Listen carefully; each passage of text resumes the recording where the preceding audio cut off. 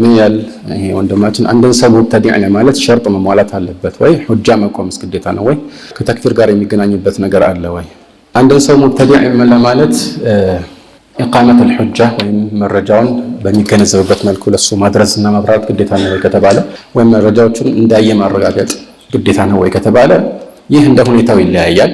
ነዓም አንዳንድ ዑለማዎች ሸርጥ ነው ይላሉ፣ በጥቅሉ ይሄንን መስፈርት ያብራራሉ። ሌሎቹ ይህን ነገር ወይ በድፉን ይገልጹታል። ነገር ግን في الحقيقة ወደ ሰለፎች ንግግር ስንመለከት አንዳንድ ጊዜ ተመሳሳይ የሆኑ አቋሞችን አናይም።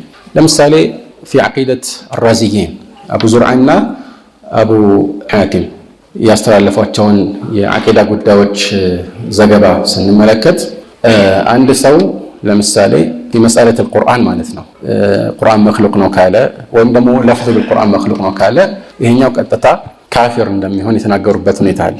መጥለቀታ መክሉቅ የሚል ይሄ አስል ኺላፍ የሌለበት ርዕስ ነው በጥቅል እይታ ማለት ነው። ነገር ግን ምን ይላል?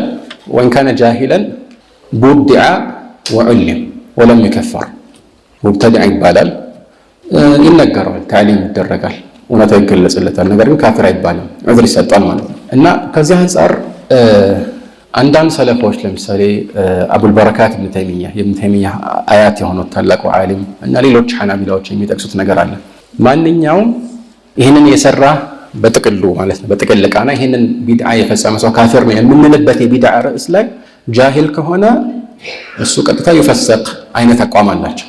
ካፊር አንለው ግን ቀጥታ ለምንድን ነው እንደ ርዕሱ ይለያያል ነው። እና በዚህ መሰረት ርዕሱ በጣም ግልጽ እና ከባድ ርዕስ ከሆነ نعم ሙብተዲዕ ማለት እዚህ ቦታ ላይ በዚህ አገባቡ የሚፈለግበት ያው ቢድዓ መስራቱንና የቢድዓ ባለቤት መሆኑን መግለጽ ነው።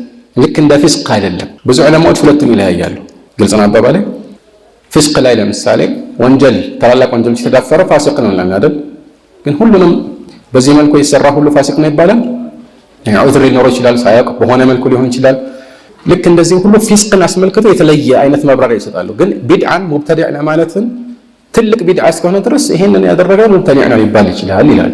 ግን ከዛ በታች ሆነ ውስብስብ አይነት ነገር ከሆነ በተለይ ሙብተዲዕ ስንል ምን አህሊ الأهواء የስሜቶች ስሜት ባለቤት እንደሆነ የሚቆጠርበትን ሂደት አስበን ከሆነ እዚህ ላይ የተለየ ነገር ሊኖር ይችላል። እና ትልቅ ቢድዓ ሲሆን ቀጥታ ይሄንን ስታይበት ይሄ ምን አህሊ ሱና አይደለም ብለህ ብትፈርድ ችግር የለውም የሚሉ ዑለማዎች አሉ። አሁን ተሚያ ለምሳሌ ያሉ والبدعة التي يعد بها الرجل من أهل الأهواء ما اشتهر عند أهل العلم بالسنة مخالفتها للكتاب والسنة كبدعة الروافض والخوارج والمرجئة والقدرية.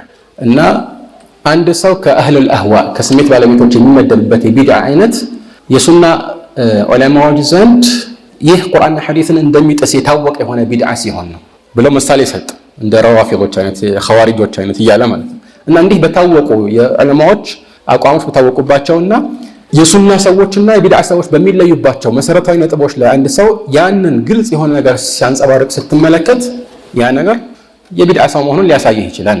ነገር ግን ከዚህ ባለፈ መልኩ ዛሬ ብዙ ሰዎች የሚወዛገቡባቸውን ርዕሶች ስንመለከት ሐቂቃ በጣም እዚህ ግቡ የማይባሉ ቅርንጫፍ ሊባሉ የሚችሉ ጉዳዮች ናቸው። እነዚህን ነገሮች አግዝፈው በእነሱ እይታ ብቻ بلوازم القول አንዳንዴ ላዚም ላይሆን ይችላል። ይሄንን ስለሚያሳይ ይሄ የሱ ደጋፊ መሆኑ ያሳያል፣ የከሌ ደጋፊ ከሆነ ደግሞ የከሌን ንግግር ሁሉ ይቀበላል ማለት ነው በሚል ሰዎችን ሙብተዲዕ ማለት ይሄ የማያስኬድ አይነት በድሮ ዑለማዎች ዘንድ ታይቶ የማይታወቅ የእውር መደናበር አይነት አካሄድ ነው እና ይሄንን መለየት ያስፈልጋል ነው። ከተክፊር ጋር የሚገናኝበት ነገር አለ ወይ ነው? እንደ ቢድዓ ሙከፍራ ቢድዓ ሙፈሲቃ ይባላል። ቢድዓው በውስጡ ኩፍርን ሽርክን ያዘለ ከሆነ ያው የተክፊር ዝርዝር ህግጋትና ዑዝር بالجهل የሚሳሰሉት ነገሮች ሁሉ ይመለከቱታል ማለት ነው። አልቁርአን መክሉቅ የሚለውን የቢድዓ ሰዎችን አቋም በአጠቃላይ ሁሉም ዑለማዎች ኩፍር እንደሆነ ይስማማሉ። ነገር ግን በጥቅል ነው እንጂ አልኢማም አህመድ ለምሳሌ በዛ ዘመን የነበሩት እንደና አልሙዕተሲም ያሉና አንዳንድ ሰዎችን ሙስሊምነታቸውን ያረጋግጡላቸው ነበር። የሙስሊም መሪዎች እንደሆነ አሚሩል ሙእሚን እንደሆኑ ያረጋግጡላቸው ነበር። አሚር ስለሆነ አይደለም። በኢስላም ጉዳይ በኢማንና በኩፍር ጉዳይ አሚር ማእሙር የሚባል ነገር የለም። ግን ስለማያውቀው ብለው ነው እና ይህ ግልጽ ነው። እንደ ሰዎች የሚለያይ ነገር ሊሆን ይችላል ማለት ነው።